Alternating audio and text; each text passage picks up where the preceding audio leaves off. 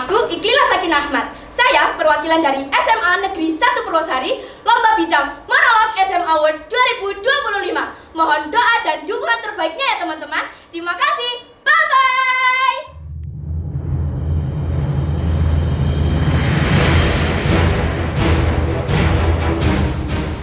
Lani, kamu harus jadi dokter. Lani, kamu harus menjadi bos. Lani, kamu harus jadi artis. Lani, kamu harus jadi ini. Lani, kamu harus jadi itu. Tolong, tolong, tolong lepaskan aku. Aku terjebak di tempat ini karena kalian. Tolong.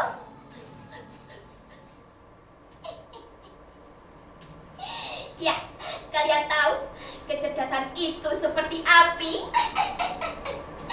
Tapi kalau dijaga, dia bisa menerangi. Tapi bagaimana jika apinya kecil dan ruangannya terlalu pengap? Ya, kalian tahu, orang tuaku dan orang-orang sekitar berharap lebih denganku karena aku pintar, kreatif, dan juara kelas. Tentu aku bisa mewujudkan impian mereka.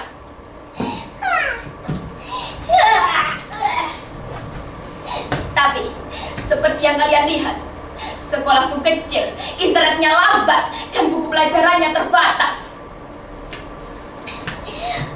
Aku Lani, seorang gadis berusia 17 tahun yang dilahirkan dari rahim perempuan yang tinggal di desa terpencil yang jauh dengan perkotaan. 15 km jauh dari peradaban, melangkah melewati sungai, jembatan yang hampir roboh, demi menyelamatkan impian yang disandangkan orang tua padaku.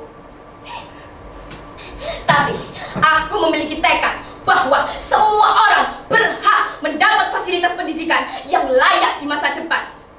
Hingga akhirnya suatu hari aku terlambat ke sekolah, dan saat itu juga aku lalai. Dari kejauhan aku melihat truk muatan yang tidak terarah dan menyerempet kaki kananku.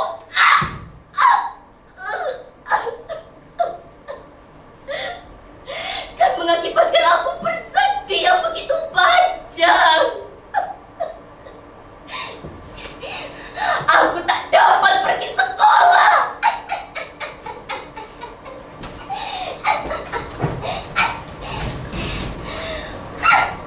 Dan bersandarlah aku di tempat ini. Karena orang tuaku malu mempunyai anak sepertiku. Ribuan kali aku berteriak, aku ingin sekolah, aku ingin sembuh. Di tempat inilah orang tua aku mengurungku. Lani, selamat datang. Di sini tidak ada yang tertinggal. Semua belajar sesuai minat dan kemampuannya. Fasilitas bukan hak istimewa, tapi hak kita semua.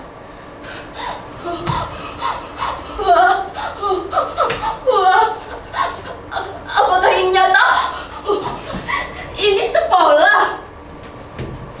Hai Lani, kenalin, aku Joshua. Yuk, menjelajah sekolah masa depan bersamaku. Ini laboratorium, tempat kita praktikum. Ini ruang komputer, tempat kita praktik komputer. Nah, di sebelah sana, mari Lani, mari. Masih banyak lagi tempat-tempat menarik di sekolah ini. Luas, bagus, dan tertata sekali. Berbanding terbalik dengan keadaan sekolahku. Mengapa kesenjangan ini terasa jauh sekali? Di sekolahku, para guru harus menguras tenaganya untuk menjelaskan dan memeragakan materi pembelajaran. Bahkan, mereka selalu kerepotan untuk membuat alat peraga tersebut. Hal ini tidak bisa membuatku diam saja. Aku harus segera menentukan cara agar sekolahku sama seperti sekolah Joshua. Tapi bagaimana caranya?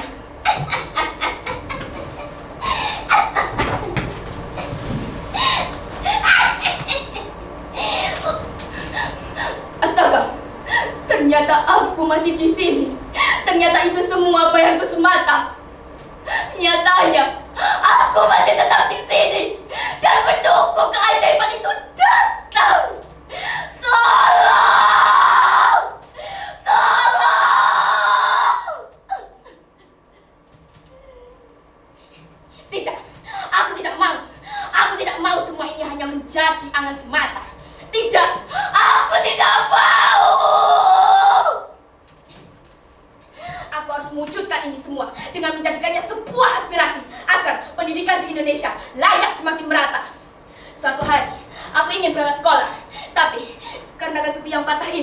orang tuaku melarang aku untuk sekolah. Dan terjadilah aku yang seperti ini. Dan aku pun marah terhadap mereka. Semakin aku marah dan menjadi-jadi, semakin aku berteriak histeris.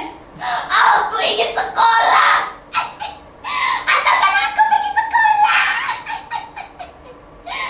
Mereka memandangku seperti orang gila. Dan termasuklah aku di tempat ini.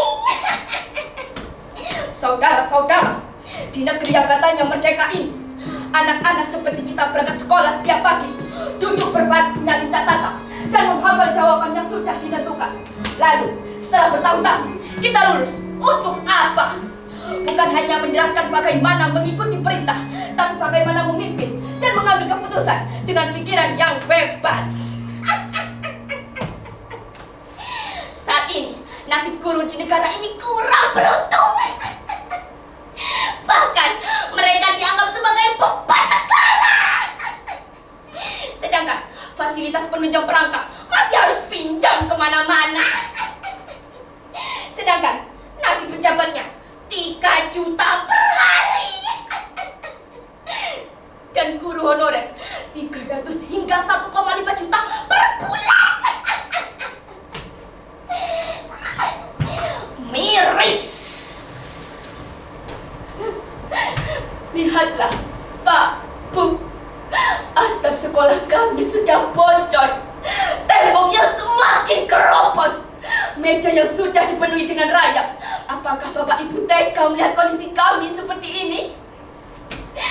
Duhai para pemimpin negeri ini, tak terketukah hati kalian untuk membantu sekolah terpencil kami, agar kami juga bisa mendapatkan fasilitas yang kami pandang istimewa, padahal itu semua adalah kebutuhan.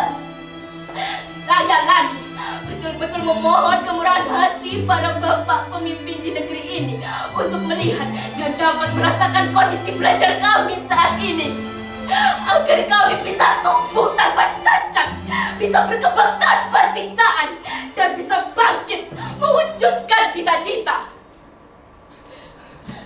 Alwi, Juwita, Albert, ya, mereka adalah teman-temanku. Mereka datang untuk menjengukku. Ayo Lan, dah waras, jangan bisa sekolah begini. Yo. Tenang, kayak pada Allah. Sambil kata main, beta ada bawa papan pada kamu. Tuhan, terima kasih. Di tengah derita yang mengikat, Engkau masih menyisihkan rasa bahagia yang membuatku bertahan. Kepada teman-teman senasib seperjuangan, jangan pernah berhenti bermimpi dan berusaha, karena hasil yang indah itu ada dan nyata. Salam semangat membara. Gandeng tanganku. Jayalah negeriku, jayalah Indonesiaku. Langkah kecil di jalan panjang, menembus kabut di ujung terang. Mata menatap jauh ke sana, bukan sekedar hari ini saja. Di mana mimpi bertemu nyata, di sana hati kita